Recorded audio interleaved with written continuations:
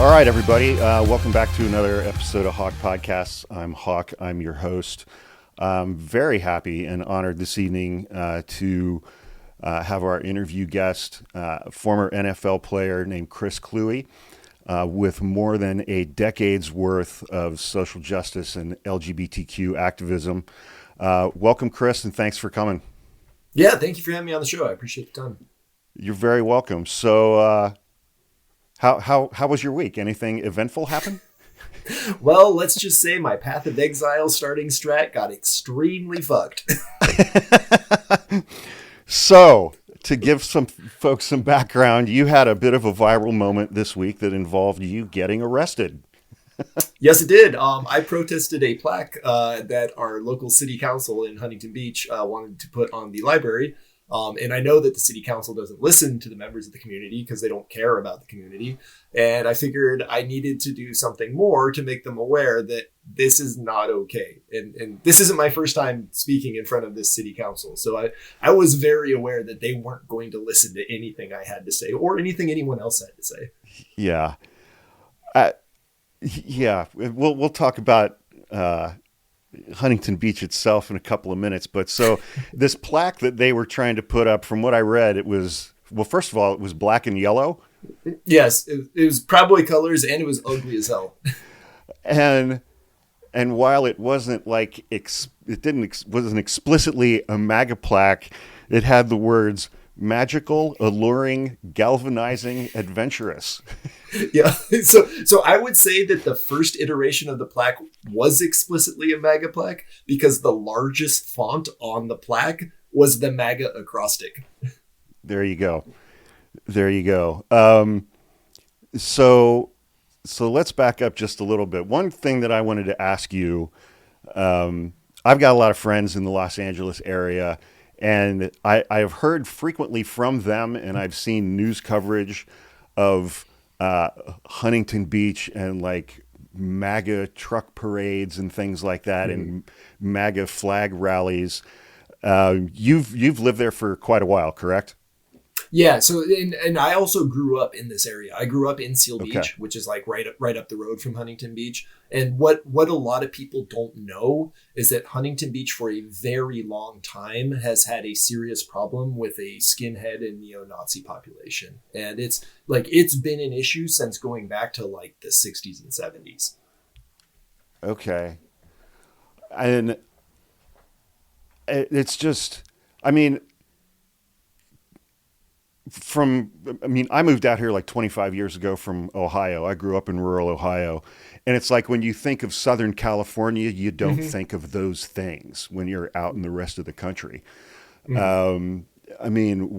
are your thoughts as far as like, why were these elements drawn to this area of Southern California? Yeah, so a lot of them originally came from kind of like Anaheim, a little further north in like Glendale. And the thing is once Disney took over Anaheim and like really started gentrifying the area, they started pushing them out because like who wants Nazis next to Disneyland? Like that's just not going to work. Yeah, the mouse would not be pleased, and so they ended up kind of keeping going south, and they ended up in Huntington Beach, and it's a shame because Huntington Beach is it's a really nice town, and there's a lot of really good people that live here. It's just we have this element that they're not good people and they don't care about their community. And it's really frustrating because as a community, we depend on tourism. Like that's one of our main industries in Huntington Beach is getting people to come to the city and see the sights of Huntington Beach. And when you have a bunch of Nazis, it's really hard to get people to come to your city. Yeah. Well, and in my experience, when you have a city or a town with that kind of an element, even if it's a small element, you can tell me if this is true for Huntington Beach, they also tend to be very loud and very motivated and just kind of drown everybody out. Yeah. And that's what's happening is that we have this very vocal minority of MAGA supporters in Huntington Beach. And To be fair, Huntington Beach does lean conservative. There are also a lot of conservative voters here, people who would consider themselves conservative.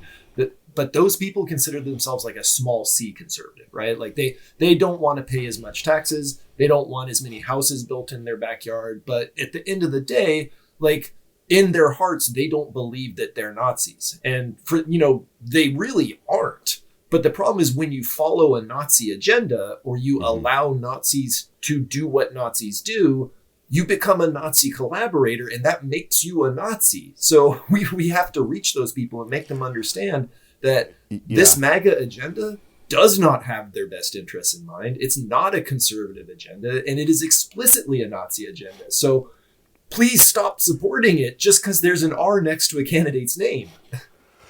It's like I don't even like using the words Republican or conservative to describe these people anymore because I don't think those labels work anymore. No, they don't. And that's another thing that I really want people to understand is that this is no longer like a left versus right fight. Like that's no longer what this is. This is a fight between, are we Americans or are we a country that bends the knee to a king? Because those two things cannot coexist in the same place.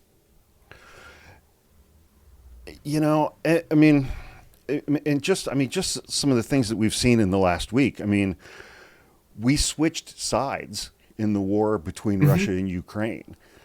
And Trump and Marco Rubio as Secretary of State and J.D. Vance speaking at the Munich Security Conference in Germany last weekend. It's like we're scolding our allies. We're cozying up to Putin. It was just been this huge about face just in the last 10 days. Right. And it's not even that we switched sides. It's that Trump blamed Ukraine for getting invaded. Like, what the hell, man? They didn't do anything. Putin came in and started attacking them. One of the things that I wanted to mention. So you were kind enough to put, I think it was a Google document of your remarks that you made at the city council meeting in Huntington Beach up on Blue Sky, and when I downloaded it. I've been a practicing trial attorney for 26 years, and one of the things that I very, very much appreciated about your document is each time you made a statement, you followed it up with a citation, saying, "I'm saying this, and here's what that statement is based on." So providing source material. So anybody who is watching this, please follow Chris on Blue Sky, and there are a bunch of resources on his page, including this Google document that I'm talking about. One of the things that stood out to me in your speech is that you made a couple of introductory remarks, and then you went through this list of MAGA stands for X, Y, and Z. And the first thing on that list was MAGA stands for trying to erase trans people from existence. Why did you think it was important to lead with that? And I was very deliberate about leading with MAGA stands for erasing trans people, because that is how the Nazis began, and that is what MAGA is doing right now. Like it's no coincidence that these two things are the same, because that's how it always starts. You find a vulnerable population, you work to oppress them, and you see how many people go along with it. And if people go along with it, then you take the next step. And with each next step you take, it becomes harder and harder to stop the machine from grinding people up. So yeah, that was very much like, I'm making an explicit connection between MAGA and Nazis because they're doing the same thing. Yeah. And I remember during the campaign, I think it was probably in September of last year, my brother was over, we were watching some college football, and that was the first time that I saw Trump's anti-trans commercial. And I remember seeing that, and first I was like, why am I seeing this in California? And then I realized that it was being broadcast nationwide. Right. And second, I remember as I was watching that ad, I was thinking about the people that I grew up with in Ohio, and was like, oh, this ad's going to work. And it scared me. And I was like, this is bad. Yeah, no, and it's real bad because trans people aren't attacking other people. They're just trying to live their lives. Like they're human beings, just like the rest of us. And they want to be free to be who they are. And like MAGA is built on saying, no, you can't be who you are. And not only that, we are going to pretend you don't even exist. And that's the first step down the path to genocide, is saying that someone does not exist. They are not worthy of being considered a human being. Well, and I think another important factor in that is that I don't remember the exact statistic, but it's something like trans people make up 0.5% of the population. Right. So yeah. Not a lot of representation there, and very easy to target and demonize. Mm-hmm. Yeah, no, and again, that's why it's similar to the Nazis, because like that's what they did, and you notice they're trying to use the trans issue to drive a wedge between trans people and the rest of the LGBTQ movement, right? Because that's how it works. Because first they come for the trans people, then they're going to come for the lesbian and gay people, then they're going to come for the liberals, and then they're going to come for you, and there's going to be no one else left to speak for you. Along those lines, I mean, you know, I talk about politics and the law and the news on my social media and on this podcast. And, you know, people have been using this term constitutional crisis, and I've been describing it as a constitutional collapse because the legislative branch has just completely laid down for the executive branch and just pledged its entire loyalty and given away their independence and given away their constitutional power from Article 1.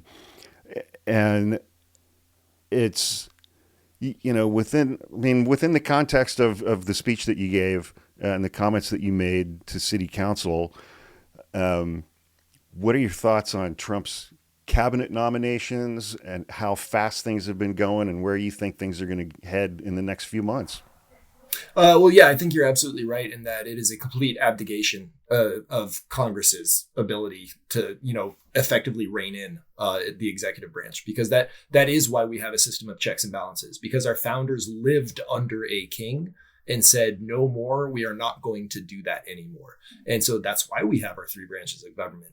And it is especially cowardly of Republican lawmakers to not be standing up to this, because you did not swear an oath to the president. You swore an oath to the Constitution. And the Constitution says you have the power of the purse in order to make sure that the president cannot become a king or a dictator. So you need to use that to bring him back in line. Otherwise, we're no longer a functioning American system. All right. So some of well, first of all, I saw the video of you giving the speech and then committing your act of civil disobedience and getting immediately arrested has gone pretty viral this week. But when I printed out your remarks and read through them, I was reminded that you're also a writer, correct? Yes, that is correct. Okay. Because I was like, I'm reading through this and I was like, this is good writing. I do a lot of writing for my job, and bad writing irritates me. And I was like, this is good writing. I like this. Well, thanks. Yeah, it's I love to read. Like I've been a reader ever since I was a kid. And yeah, it's like that. So if you want a quick tip to the audience, if you want to be a good writer, read a lot of books. Yes. But one thing that struck me is the bulk of it is a series of just very concise, very powerful statements. Like MAGA stands for resegregation and racism. MAGA stands for censorship and book bans. MAGA stands for the firing of people overseeing our nuclear arsenal and things along those lines. MAGA stands for cutting education, including for disabled children. And it's... and then, you know, your description of Elon Musk and Bobby Kennedy Jr. and Pete Hegseth and Tulsi Gabbard, I thought were particularly colorful and effective. I enjoyed those very much. I wish I'd had time to say them because I enjoyed writing them. Yeah, I'm glad I got to read them. Well, first, I was reading through this and I saw MAGA stands for censorship and book bans. You've spoken before the same city council over the years about that very topic, right? Yeah. So this is actually how this library stuff first happened. Is one of our council members, Gracie Vandermark. She's got a real hate on for the library, and so she proposed a book ban in a city council meeting, which she was insisting, oh, it's not a ban, but it would have removed a bunch of books from the children's section and put them in like a special adults only section. And coincidentally, all these books happen to deal with LGBTQ plus issues, and it like the just immediate uproar from the community. It's like, no, this is book ban. You can't do that. And so the community started to get together, and a group was formed called Protect HB. And so they started sending out emails, total grassroots movement, right? Like this, there was no like big name or big money behind this. It was just members of the community who were pissed off that this was happening. It's like, hey, we need to get together and stop this. And so people started like saying, no, you can't do that. So then their next step was like, okay, well, we're not going to remove these specific books, but we're going to create a panel of, I think it's like either 21 or 23 people who will be in charge of reviewing the subject matter of all the books in the library. And ones considered inappropriate will go into their own special section. And everyone's like, but that's just a book ban. That's the same thing you tried to do before. And it was at that point that the community was like, okay, we need to start a petition. Like we need to get people to sign a petition to say this panel, because it got passed by the city council, that this panel should not exist. Like we do not want this panel banning certain books in the library. So then the next step they took was like, oh, we're going to privatize the library because we don't think it's being run effectively. Once again, the community's like, you can't do that. That's not okay. So we started another petition. And so funnily enough, both of those petitions were actually in front of the city council that this week when I got arrested. Like those were also on the agenda, because the council is trying to figure out how they can ignore those petitions, despite the fact it's clear a large part of the community wants them to keep their hands off the library. And so when they came up with the plaque, it was just like, for me, it was kind of the last straw. It's just, keep your hands off the library. Well, okay. So one thing that I've said about Republicans over the last few years, especially over the last 8 or 9 years, they always overreach. When they get into positions of power, they always overreach, and then act surprised when everybody around them has their hair on fire. I mean, it sounds like there's a little bit of that going on here, but and you've mentioned a couple of times that these people got elected to the city council and then started just ignoring their constituency, the citizens. I mean, is it starting to sink in for the members of the city council a little bit, or are they still just oblivious to everything? Oh, no, it's not that they're oblivious. It's that they don't care. They don't care about what happens to the community in Huntington Beach, because they view their jobs as city council members not as a job to help the community, but as a way to springboard themselves to a higher position in Trump's orbit. And we actually just saw that happen, where our previous city attorney, Michael Gates, wasted hundreds of thousands of taxpayer dollars on unwinnable cases, trying to keep high density housing from being built in the city, which is mandated by the state of California, because people need a place to live, they need affordable rent. And so he's just wasting tons and tons of money on this. And sure enough, he left to go take a job in the Trump administration. And that's what all of these city council members want. They want the national attention because they want to move up in Trump world.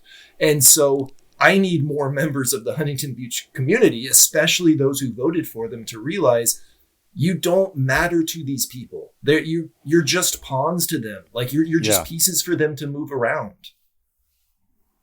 So I want to shift gears a little bit into a couple of different areas, but before I do that, it just with these MAGA people, what is it? What is wrong with these people? It's I mean, I've just they seem so incredibly driven by having power and control over other people's lives. Mm-hmm. That's really what it boils down to. They want to tell other people what to do, and they don't want any pushback on it. Which, in what universe would people ever go along with that? Based on the number of wars that we've fought throughout human history, unfortunately, it's an idea that keeps popping up. Yeah. And so, and I mean, I've lived in San Francisco for the last 23 years, so I've never had to interact with MAGA supporters on a daily basis in person. I joke with my friends. That's because they're all at the tech companies. Well, now, yeah. Right. It's like I used to joke with my friends that the only times that I ever had to interact with Trump supporters was when I would head into the Central Valley to go buy ammunition. Yep. But even in we don't really have those people here that we have to interact with. Nobody in San Francisco is wearing a MAGA hat. It just doesn't happen. Right. Yeah. But like zooming out a little bit, it's because I'm still to this day trying to understand. Well, is it just the racism, the misogyny, the bigotry, the homophobia? Because the pleas of economic anxiety don't seem to be genuine or honest. Mm-hmm. And, you combine that with all of this white Christian nationalism that's going on. And I'm just wondering what these MAGA people think is the actual end game, what they think they can make America look like. Yeah, so actually, a couple of the people behind that are Peter Thiel and Curtis Yarvin. And they have this idea of kind of like the dark enlightenment, where essentially they're going to remold the country in their image, where it's a like techno-fascist utopia, and only the brightest and smartest and most fit will survive, and somehow that also includes them. And it's it's this really nihilistic, self-destructive viewpoint that it regards other people not as people, but as things. And I don't know if you've ever read Terry Pratchett, but like he's a fantastic British author. Unfortunately, he's passed away, but he wrote the Discworld series. And one of the things that he wrote that always stuck with me is that, evil begins with thinking of people as things. And like it doesn't matter what you're trying to do. If you start thinking of people as things, you're going down the path of evil. And one of the other things that was so disturbing to me, I think it culminated in the last election cycle, but clearly is something that's been going on for years and years, is the diverging paths between young men and young women in the United States. And speaking a little bit before I hit the record button, just to lay some foundation. So gaming is something that's important to you. You're part of the gaming community, correct? Yeah. I've been a video gamer and nerd my entire life. Like I grew up, my very first gaming system was the original Nintendo Entertainment System. And I played Duck Hunt, first Mario Brothers, and Final Fantasy 1 just got me absolutely hooked. Like, JRPGs were my jam for a long time. And like, I love video games because they're like books, but in a different way. And like, some of them are short stories, some of them are quick poems, some of them are long, sprawling epics, but it's art and imagination. And it's also a lot of fun, right? Like video games are a lot of fun. And, at least for me and for a lot of other people, right? Yeah. But for a long time, video games were also considered this like niche hobby that only sweaty basement nerds enjoyed. And, we finally started moving past that in, I think around like 2010, 2011, somewhere around there, where like video games started becoming more and more and more mainstream, and now they're very mainstream. Like it's, the nerd culture has won. Like it's very hard to not find something that is not nerd culture. And so like I'm a big video gamer. I'm not like Elon. I don't pay people to play my games. So did anybody really believe that he was the top player on that game? No one who knew. So I actually play Path of Exile. I played Diablo 4.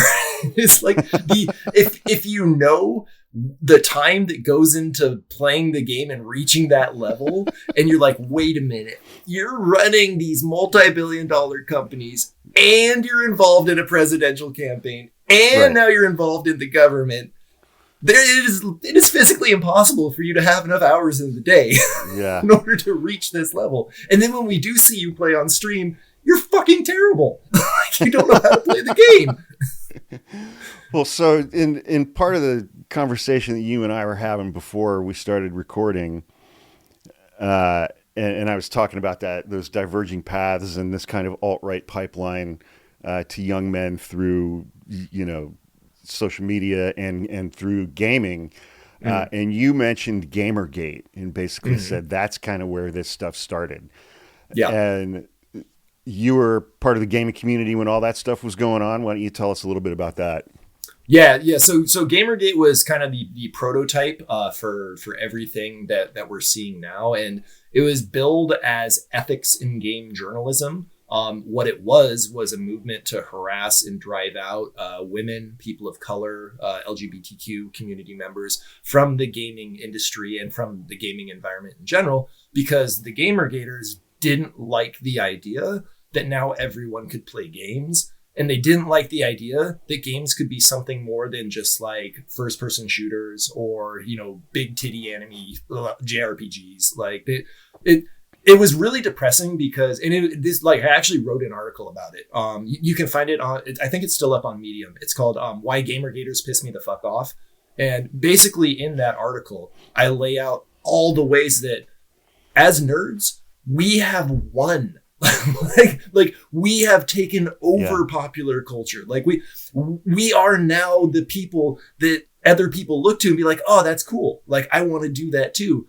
And yet we still have these regressive elements that, much like MAGA, right? Much like this alt-right pipeline you're talking about, which absolutely exists, is that like you don't have to be hateful and bitter and spiteful because we're no longer the ones who get made fun of. Like you're no longer beat up and bullied at school for liking games. Like you can talk about it with your friends, and like there's so like Victor Wembanyama, right? Like dude is reading books as an NBA star.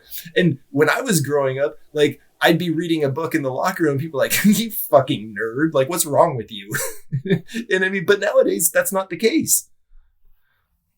So yeah, anyways, to get back to the original point, sorry, I go on tangents a lot. No problem, man. So Gamergate ended up being this whole harassment movement. It kind of sort of was the beginning of ideas like doxing and swatting and weaponizing the internet against people you didn't like because you couldn't be traced back. And so, yeah, like nowadays, those are just common terms, right? Like almost everyone knows what doxing is. Like almost everyone knows what swatting is. And I know firsthand. Oh yeah, I am sorry for that because I haven't been on the receiving end of swatting, but I have been on the receiving end of doxing, like having shit sent to my house, and like it sucks because it is. It's awful. People are regarding you as a thing. They're not regarding you as a human being.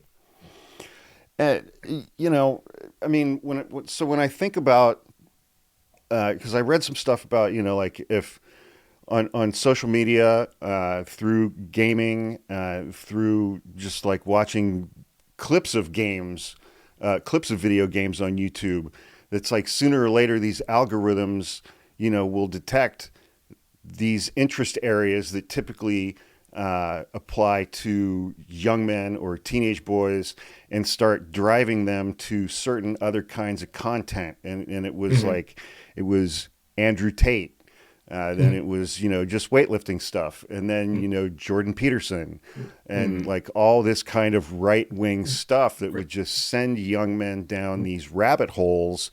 Now it's Joe Rogan, by the way. And Joe Rogan, yeah. And it just, because I see differences of men and women interacting with each other. And it's like when people on the right insult me, they just, their only insult is to tell me that I'm gay, even though I'm not gay. They just make some gay insult. Yeah. But when men or young men insult women on the internet in their comments or things like that, it's murder threats, it's rape threats, it's incredibly misogynistic stuff. And just statistically, Gen Z, I think Gen Z, like young men, young women in their late teens into their 20s, there's just this chasm forming between them of education, of accomplishment, of independence. And young men seem to be falling really far behind, while bringing along with them racism, misogyny, bigotry. None of this is my fault. It's the fault of immigrants and trans people and all of this stuff. And I mean, do you see any of that stuff in the gaming community or feeding this stuff to young people? Yeah, no, I absolutely see it in the gaming community. And I think a really big part of it is the fact that video games allow you to be the main character, right? Like there's a reason on the alt-right and in the right wing, calling someone an NPC is a slur, right? Like I mean, you've seen Elon use it. Like you see a ton of people use it. And again, it's treating someone as a thing. Like you're a non-player character. You're not something that matters. And what playing games does is it allows you to be the one in control. And for a lot of these kids, a lot of these young men, they're not in control of a lot of factors in their life, whether it be due to like a bad household at home, maybe they're not doing well in school. Maybe they just don't have good relationships with other people. In video games, they can control things. And then once you start going down the algorithm rabbit hole, right, where like, oh, well, here's how you control other things, right? Here's how you control, people. Here's how you control women. And they just keep going further and further into the idea that the people around them are objects to be used instead of people with their own desires and wants.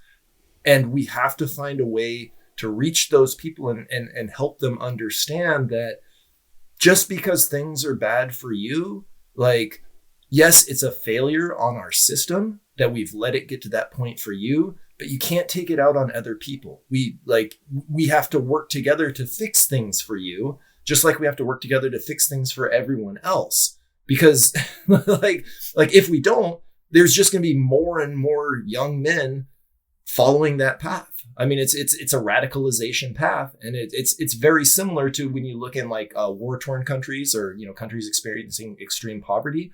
You have young men that have no hope for the future, right? They don't see a path forward for them. And so then they start lashing out, or they start falling under the sway of a charismatic individual who promises to make things better for them, to make America great again. But he doesn't have their interests in mind. He's just using them to make himself more powerful. Yeah. I mean, and like incel culture seems to be a very negative component of all of that as well. Right. And again, it's like I see so many videos from young women, especially on TikTok, where they're basically like, you guys can get dates. All you have to do is, work on yourselves a little bit, right? Instead of all you got to do is lashing try. out. Yeah. Yeah. Like, and it's okay to fail. I think that's another thing that a lot of young men need to understand, is that it is okay to fail. It's not going to feel very good because no one likes failing, but that's how you learn, and that's how you get better as a person. And if you fail at asking one girl out, then learn from it. Like, just maybe she wasn't interested in you. Maybe she just wasn't your type. That doesn't mean every woman isn't your type. It just means you need to find the person who is your type, and that's going to require some effort on your part. But they're out there. Like there's someone out there for everyone. And if you don't want anyone, that's fine too. Like, you can be asexual and not be an asshole. Yeah, it's just it's worrisome. It's worrisome to me that we could have basically an entire generation of young men right now who are idolizing like Joe Rogan and Elon Musk, and they're seeing what Elon's doing, and they just think it's cool. Yeah, and it's not cool. Like, destroying democracy is not cool. Let me just put that out there. Like, there's no achievement for that. I mean, so all right. I remember where I was and what I was doing, on election night when the election was called for Trump, and just, realizing what was coming. And one of the things, I can't remember, I read and watched one of your interviews this week. One I think was with a guy named Dave Zirin. Dave's yesterday. great. Yeah, that was a great interview. And that's available on YouTube. I'll have my brother put that in the show notes if you guys want to watch it. One point that I think you made that I think is really important is, for straight white guys to be going out and doing a lot of this activism on behalf of marginalized communities. Yeah, that's super important, because we're privileged enough to be able to be arrested by police, and we won't be treated as poorly as someone who is gay, someone who is black, someone who is transgender, right? Like, we're also one of the ones to blame for Donald Trump. Like Donald Trump is a white person problem. Let's not Absolutely. get it twisted.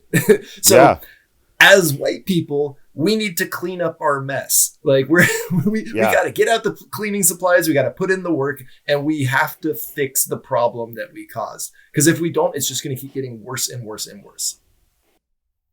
So, okay. So, you have also this week expressed, and I share this, a certain level of dissatisfaction with our current crop of elected Democrats.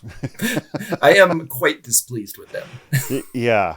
I mean, I was on TikTok last night, Friday night, was watching, flipping through some people's lives, and watching some videos that people were putting up. And I don't remember if it was in New York or Philadelphia, but there were Democrats protesting Hakeem Jeffries because he's on a book tour right now. And I read that and I was just gobsmacked.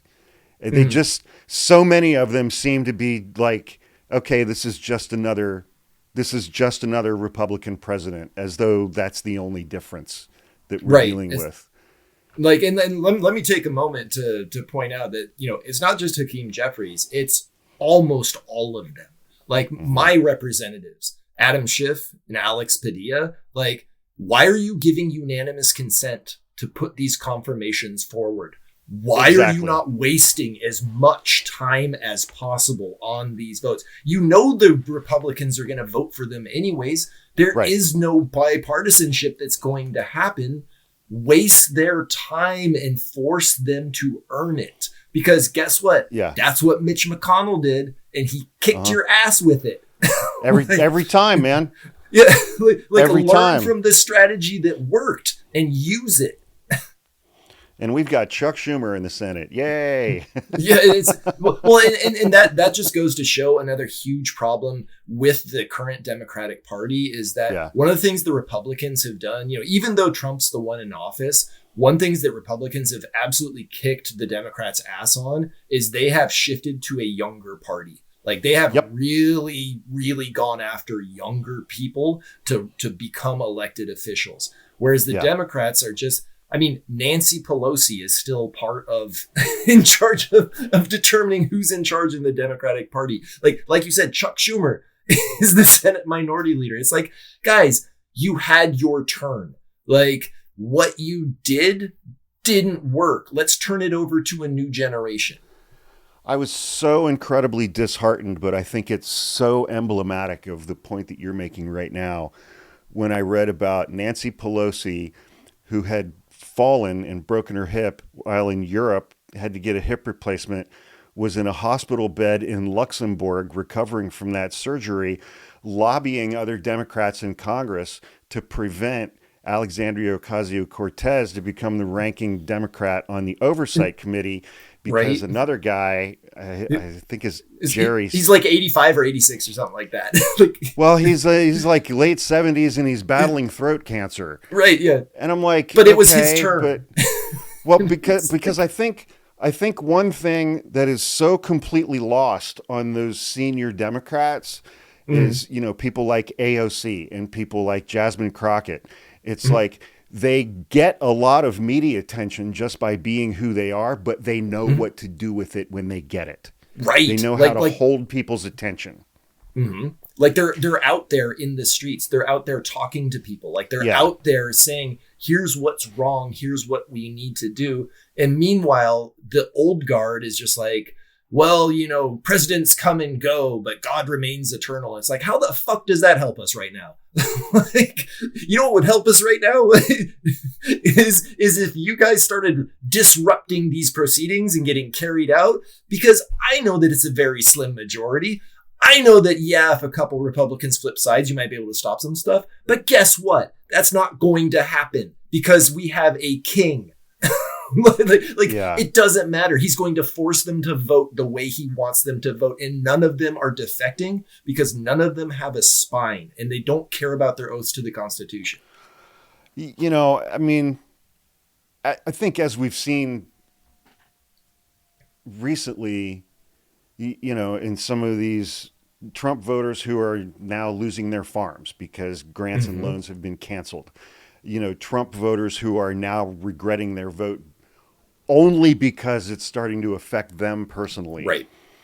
I think when our new FBI director and Kash Patel and our new Attorney General Pam Bondi, when they start arresting Democrats on the floor of the House and the floor of the Senate, then maybe there will be a greater sense of urgency.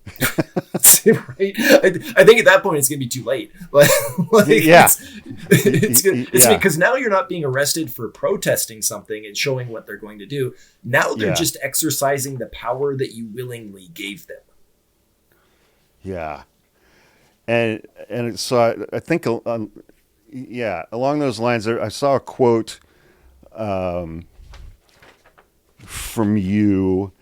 It was at the end. So I think it was at the end of the 2013 season that you were released by the Vikings. Into the 2012 season, going into the 2013 season. Yeah. And so I went back and found, I read this years ago when it first came out, but I went and dug it out again. An article that you had written for Deadspin entitled, "I was an NFL player until I got fired by two cowards and a bigot." Yep. First of all, I love the title of that article. Thank you. Yeah, that was it leaves no room for misinterpretation. Yep. That's something I actually learned from the editor at Deadspin who made my first article go viral, Tommy Craggs. Great dude. Like he sacrificed a lot to try to keep Deadspin alive. And so my first article that went viral, "They won't magically turn you into a lustful cock monster." So that was the title of the article, right? When I submitted it to Tommy, it had no title because I didn't know what to title it. So he's the one who chose that as the title, and it was perfect. It's fantastic, man. And so I learned from that. I'm like, okay, if I want this one, people to read it, well, I got to have a title that really kind of just lays out what it's about. So that was the title. So you closed out that article. I'm going to read this quote and then I'm going to ask you a question. "Never be afraid to do what's right. If no one ever says anything, nothing ever changes." And, the last couple, 3-4 years that you were in the NFL, I mean, your LGBTQ activism was very strong, very prominent, and caused you problems in your life from the NFL, right? Mm-hmm. Yeah. I mean, it's why I lost my job. And so, I mean, what is the state of that kind of activism in the NFL today among players? Guys have causes, but there's really haven't been any big ones since Colin Kaepernick. Because unfortunately, I think a lot of guys saw what happened to Colin Kaepernick, and they're like, if they can do that to a quarterback, then like really no one's safe except like, say, you know, Patrick Mahomes or Travis Kelce. Like you'd have to be, you know, legit the superstar of your team that like everyone knows. Cause I mean, the accusation people always try to levy against Colin Kaepernick is that like, oh, he was just a mid-tier quarterback. You know, he really wasn't that great. And fine, if you believe that, that's fine. I personally don't think the stats back that up. I don't think his field on the play backs that up, but that's fine. If you want to believe that, that's fine. Yeah. Colin Kaepernick, even as a mid-tier quarterback, was still good enough to hold one of the 32 jobs in the NFL. And the fact that as a starter, right, as a starter.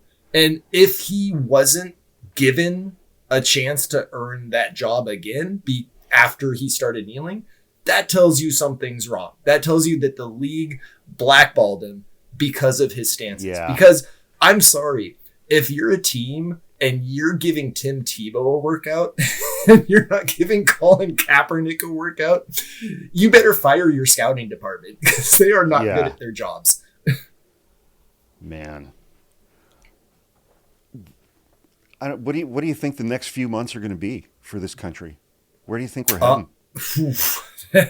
That is a very scary question because I honestly do not know. Because I know what can keep happening. And it is very frightening because we are matching almost beat for beat what happened in Nazi Germany in the 1930s between when Hitler was elected and when Hitler dissolved the government and declared himself the supreme leader. And I'm a history and poli-sci major. Those were my degrees from UCLA. So like this isn't just me being like, oh, you know, I read this in a book somewhere. It's like, no, I legit read this in a book somewhere in a bunch of other books like this. And there's a whole bunch of other historians who are saying the same thing.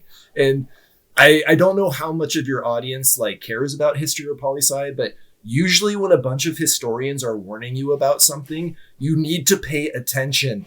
Yes. Because there's a reason they're doing it. Yes. Yeah, and they are. I mean, I think it took Hitler, 53 days? Yeah, it was somewhere around there. It was the governor of Illinois, J.B. Pritzker. He actually did a really good job laying out like point by point. Like this is how Hitler worked. This is what's happening here. Yeah, no, it was fantastic.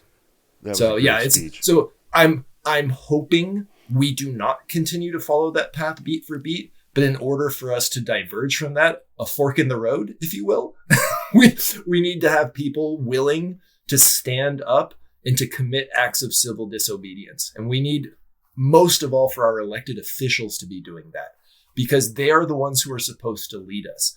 It's not supposed to be up to me. It's not supposed to be up to the person working a 9-to-5 job. It's supposed to be the people in the halls of power who recognize that something has gone wrong and they're going to show us the way forward. We need to have people willing to stand up and to commit acts of civil disobedience. And we need, most of all, for our elected officials to be doing that because they are the ones who are supposed to lead us. It's not supposed to be up to me. It's not supposed to be up to the person working a 9-to-5 job. It's supposed to be the people in the halls of power who recognize that something has gone wrong and they're going to show us the way forward.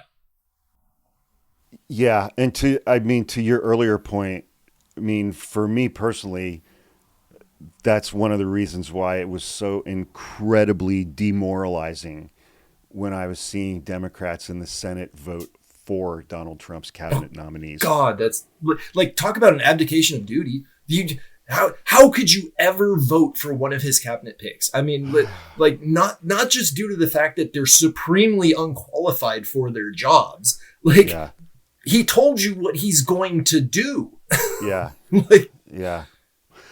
All right. Well, thank you so much again, Chris, for taking the time and for joining me tonight. I really, really appreciate it. Yeah, no, thank you for having me on. It is really, really important that we talk about this. And just to reiterate, it is also really, really important for us as Americans to understand that this is a fight for America. This isn't a right versus left thing anymore. And we have to get both the left and the right and the people who aren't engaged to understand that and to become engaged because it's going to take all of us to stop this.